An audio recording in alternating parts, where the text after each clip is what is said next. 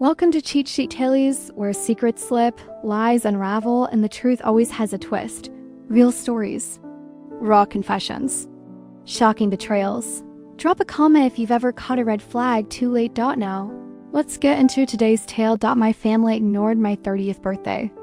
Then my sister mocked my outfit, called me Target trash at brunch. So I let her brag.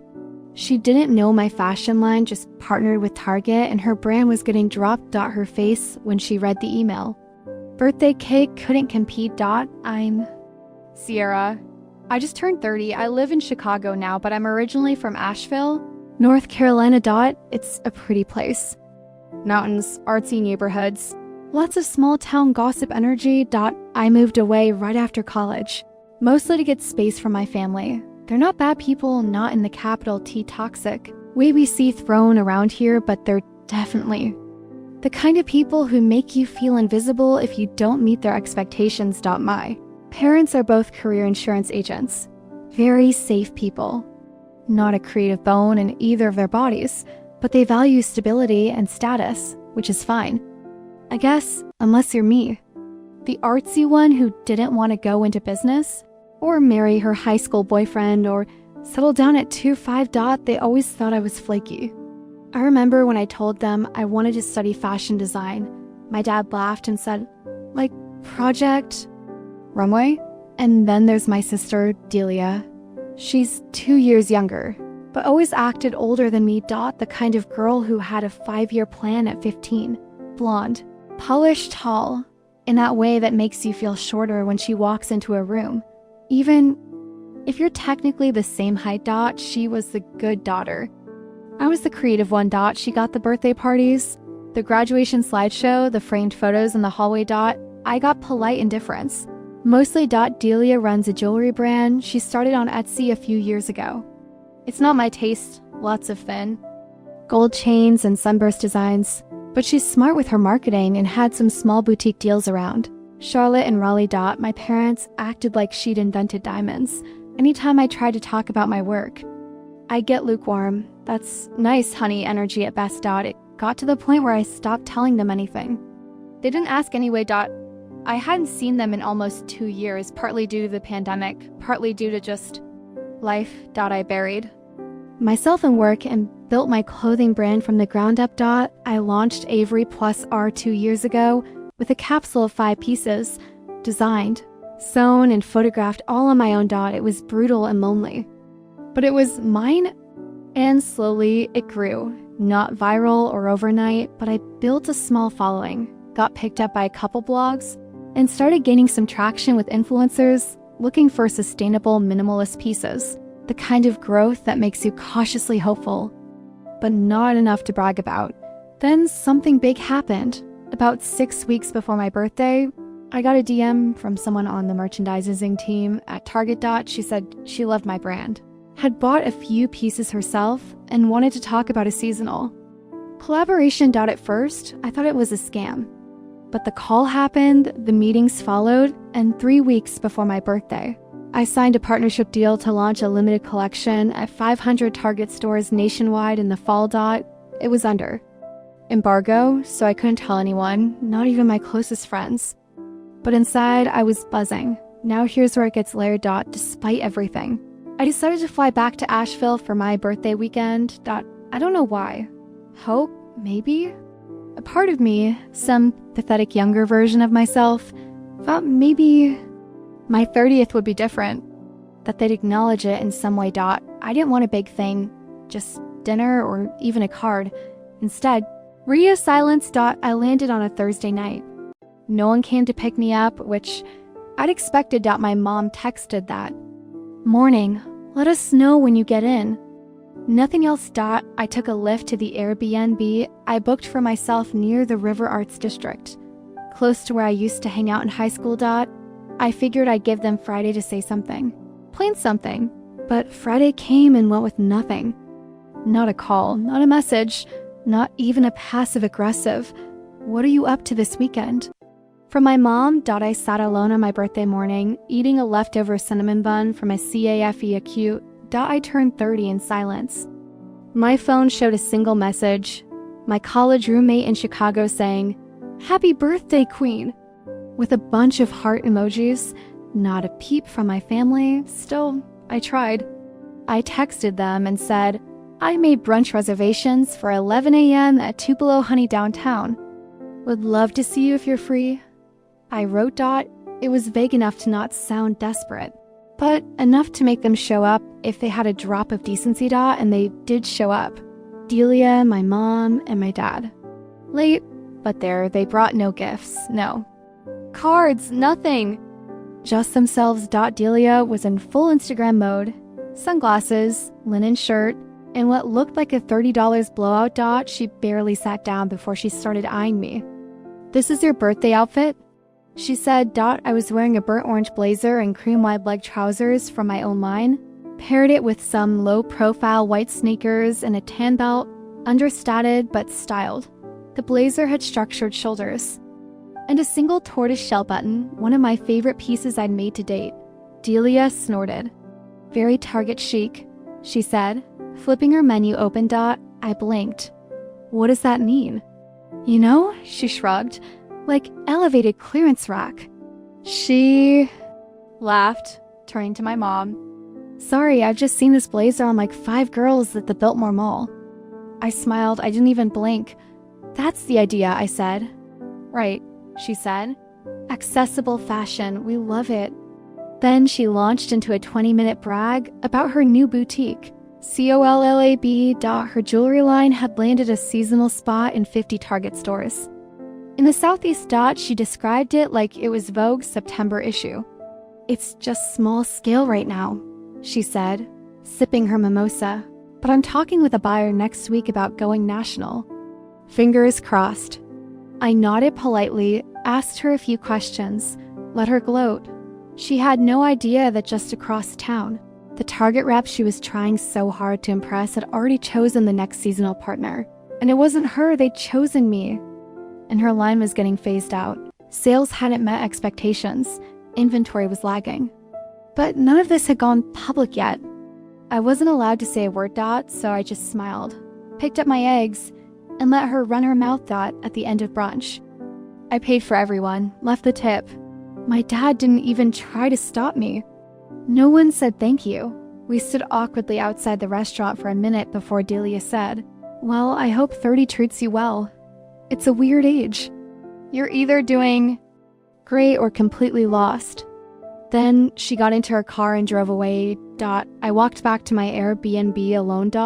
And then Monday came. That Monday morning, I was already up before sunrise. I hadn't slept much. My mind had been replaying brunch on a loop.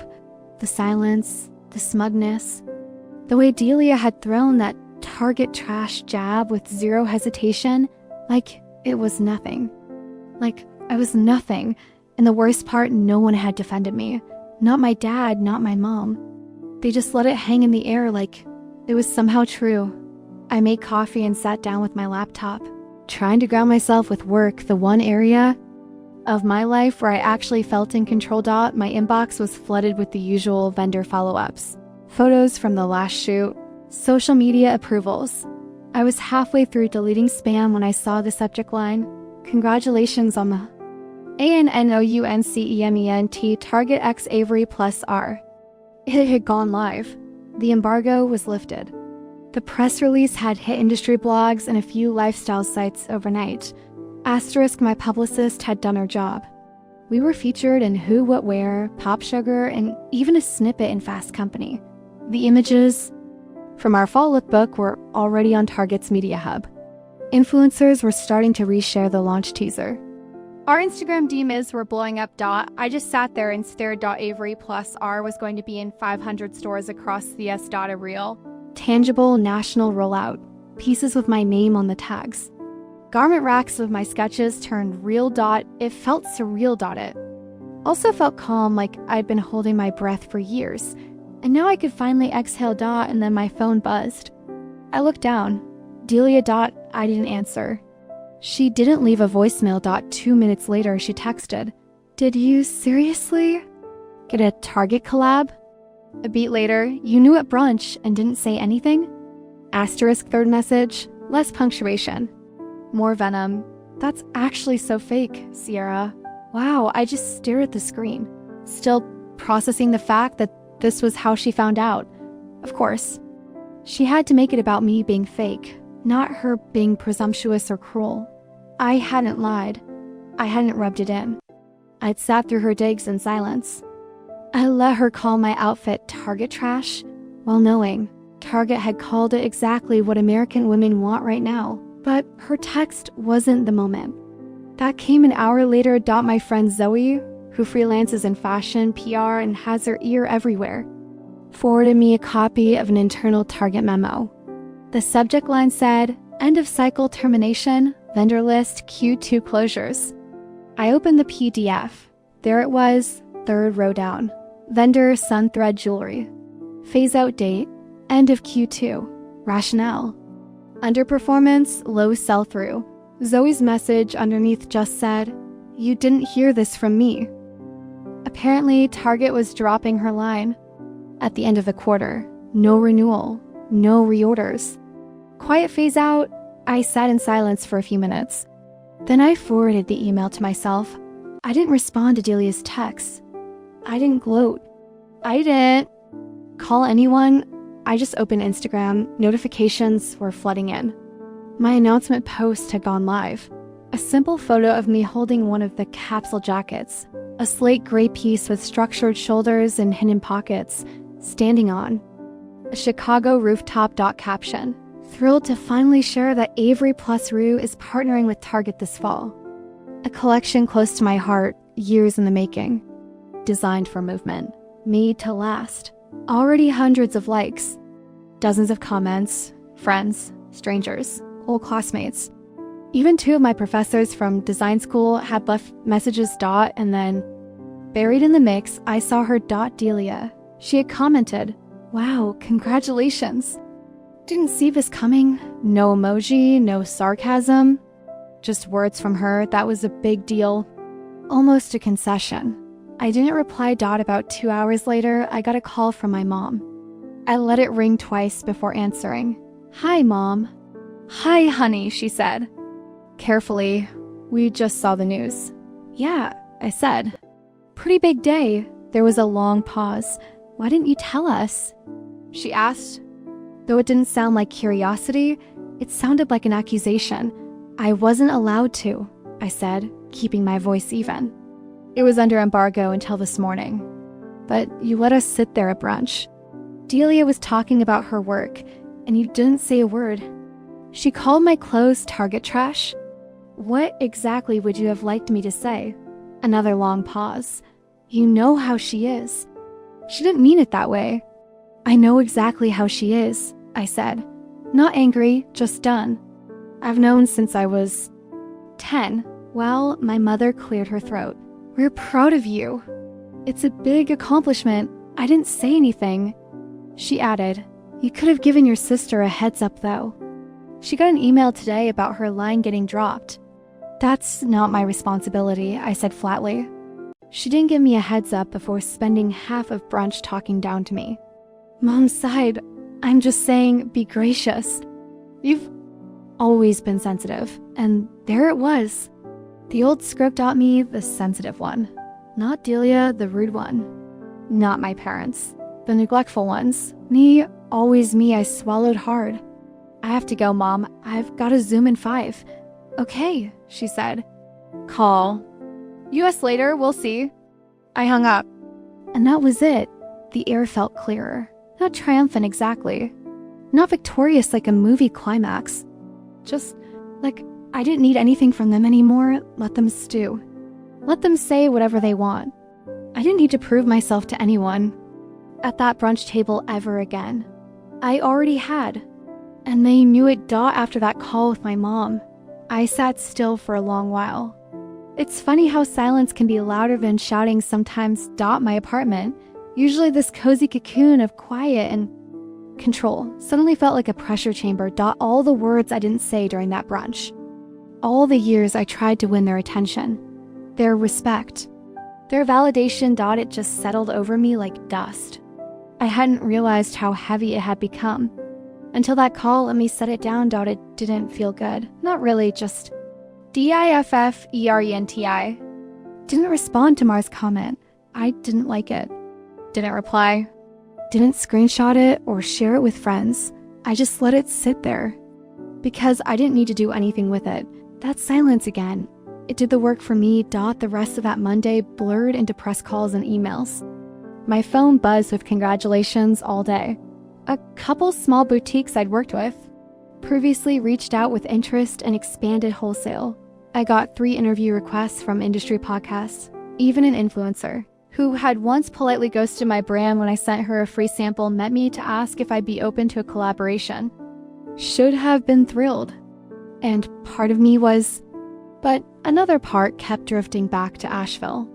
To that brunch to the way my dad didn't say a word while my sister openly mocked me. To the way my mom just smiled and sipped her drink, acting like I wasn't even there. Why? Did I still care? The next few days passed in a fog of meetings and planning. I was flying back to Chicago that Thursday, and part of me wanted to just lie low until then, but I couldn't avoid it completely. Delia texted again Tuesday night. Okay. I was a brat. Congrats, really. Then 2 hours later. Honestly, though, you could have warned me about Target. I had no idea. Then, Mom's been weird about everything. Think she's embarrassed. That last one made me pause. Embarrassed about what? Me succeeding? Her favorite daughter getting knocked down a peg? I didn't reply. Not because I wanted to punish her, but because I realized I didn't have anything to say. I didn't owe her comfort. I didn't owe her grace just because she was suddenly uncomfortable. I had been uncomfortable for years, trying to make space for myself in a family that only ever made room for one daughter by Wednesday afternoon. I got a call from my dad. That was rare. He's not a phone guy. Never has been. Growing up, if I called him while I was at college, the calls lasted under 2 minutes and usually ended with, "Alrighty then," or, "Well, keep at it." So when his name popped up on my screen, I actually stared at it for a few seconds before answering. "Hi, Dad." "Hey there, kiddo." He cleared his throat. So... Big week, huh?" I could hear him pacing like he'd rehearsed what he was going to say. Saw the announcement. "Your mom showed me the article online. Looks like a real big deal." "It is," I said. "I've been working on it for a long time." "Yeah," he said, drawing the word out. "Yeah, you have." There was a beat of silence. "I didn't know you were doing that well." I held the phone away for a moment and stared at it that line. It caught me off guard. Not because of what he said, but because of how he said it. Like, he just now realized I'd been building something real all this time. Like, maybe he was trying to rewrite how he treated me, now that the outcome was respectable. "I've been doing well for a while," I said. "You just weren't paying attention." He didn't respond for a few seconds. "Well," he said eventually, "I guess we missed it. That's on us." I waited. Nothing more came. "Thanks for the call. I..." Sawed. "Sure," he said. "Just wanted to say I'm proud." "You did good, Sierra." "Thanks, Dad." And then we hung up. I sat with that conversation longer than I care to admit. Because, for as short as it was probably the most emotionally open exchange I'd ever had with him. Not that it made anything okay, but it was something. And at 30, I guess I've learned to stop expecting grand gestures from people who've never given them. Sometimes all you get is a cracked door. Whether you walk through it or not, that's up to you. Thursday came and I packed my bags. The Airbnb was already tidied up. I hadn't seen any of them since brunch. Delia had stopped texting after Tuesday night. My mom hadn't called again. I figured I'd leave quietly the same way. I'd arrived. But just before I called a car to the airport, there was a knock at the door. I opened it to find Delia standing there, arms crossed, wearing oversized sunglasses, and holding a takeout bag from Early Girl Eatery, one of our old favorite spots growing up. She looked less polished than usual. Hair in a bun, no makeup, hoodie over leggings, no curated outfit, no camera-ready smile. "I figured you were leaving today," she said, pushing her sunglasses up. Thought you might want something for the flight. I didn't say anything, just stepped back and let her in. She handed me the bag, smelled like breakfast biscuits, and sat down at the little kitchen table by the window without asking Dot, just like old times.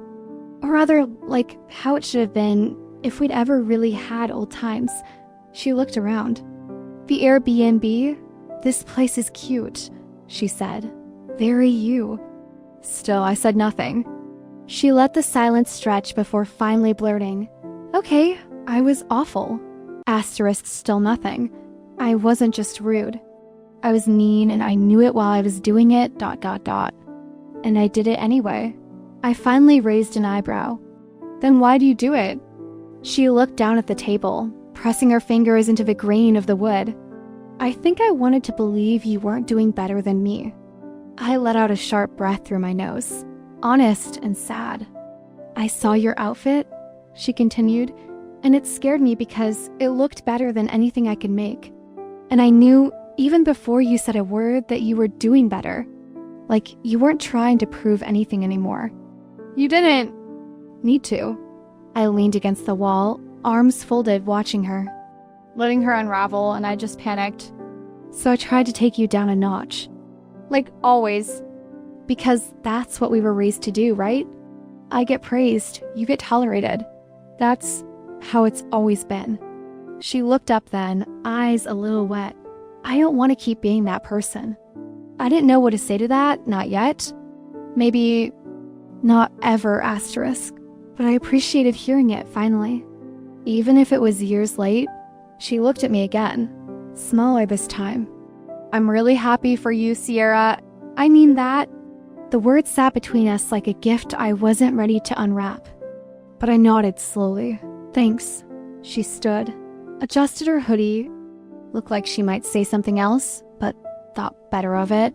"I'll let you go," she said. "Have a good flight." Asterisk, I followed her to the door. And just before she left, she looked over her shoulder and added, "I meant what I said. I don't want to keep being that person." Then she left. And I stood there, breakfast biscuits in hand, unsure whether to cry, laugh, or just go on living. I chose the last one. For now, I didn't cry after Delia left. I didn't eat the biscuit either. Asterisk? I wrapped it in foil and packed it with my things. I don't know why, maybe it was symbolic. Maybe I just wasn't hungry. But something about it felt like a keepsake from a conversation I'd waited years to have. One that wasn't perfect. Wasn't everything I needed, but was more than I thought I'd get. The Lyft driver was chatty, asking about my trip, the weather, whether I was visiting family or just passing through. I said, a little of both, which felt close enough to the truth. At the airport, I did what I always do, ordered an overpriced latte, wandered around the Hudson News, and settled into a seat near the gate. While I waited, I opened my laptop and started writing an email. Not to Delia, not to my parents. To the creative director at Target. I'd been mulling it over for weeks, but after the past few days, I finally felt clear on it. I didn't just want this partnership to be another blip, a quiet, polite success. I wanted to use it. My email was simple. I've been thinking about doing a spotlight campaign for this launch.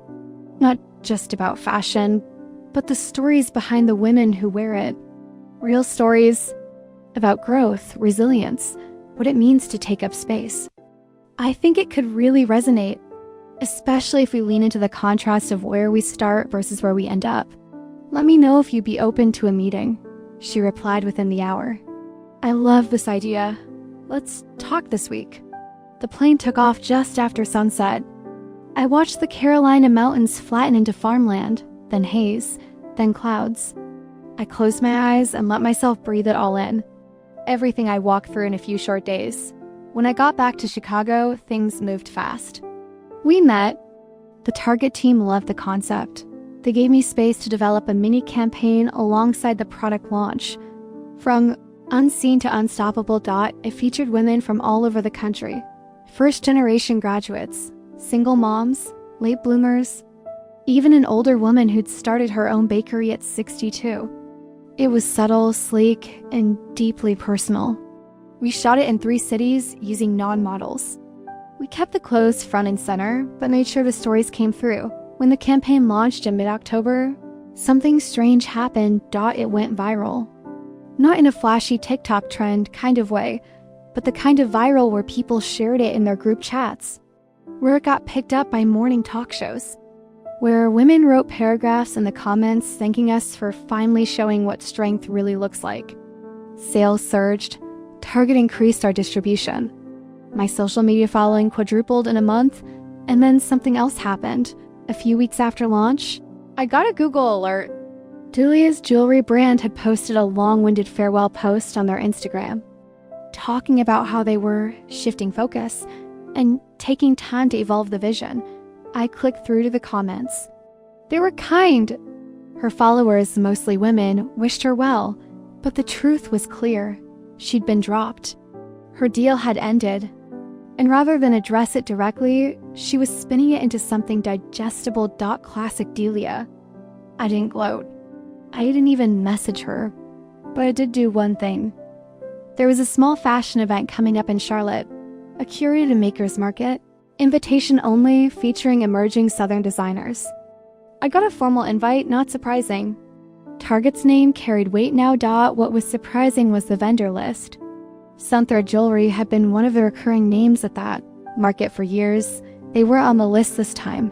I emailed the organizer, a woman named Jessa, who'd been on a panel with me once before. If you have space for one more small table, I'd love to feature a few of my original pieces. Pre-capsule lines. Just something for locals to see where it all started.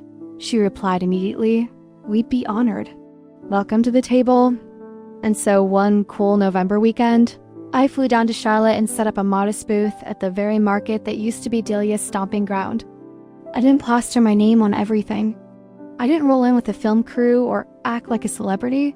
I brought 5 racks of limited run designs, each with a small printed story tag about the inspiration behind it. I wore the same burnt orange blazer Delia had mocked. I smiled. I greeted. I listened. People came. Young girls, moms, artists, students. Some of them recognized the name. Some didn't. It didn't matter. What mattered was this. Late in the afternoon, I saw her. Delia. She came with a friend, hovering near a table 2 rows away. I saw her scan the room, then pause when her eyes landed on my booth. Her mouth moved, something to her friend. And then she walked toward me, alone. She stopped at the edge of my display. We didn't say anything for a long moment. Then finally, she nodded at one of the jackets. "You remade that one," she said. "From college, right?" I nodded. "Yeah, adjusted the sleeves, shortened the hem." She nodded again, slower this time. "It's better now." There was no sarcasm in her voice this time. No performance. I didn't smile. I didn't offer her a discount or ask how she was doing. I just said, "Thanks." She stayed another minute looking over the display. Then she left, not with fanfare, not with shame. Just a quiet departure. And that was enough. Because for the first time in a very long time, I wasn't chasing her, or their approval, or the fantasy that someday they'd see me for who I am. They already had, and I knew it.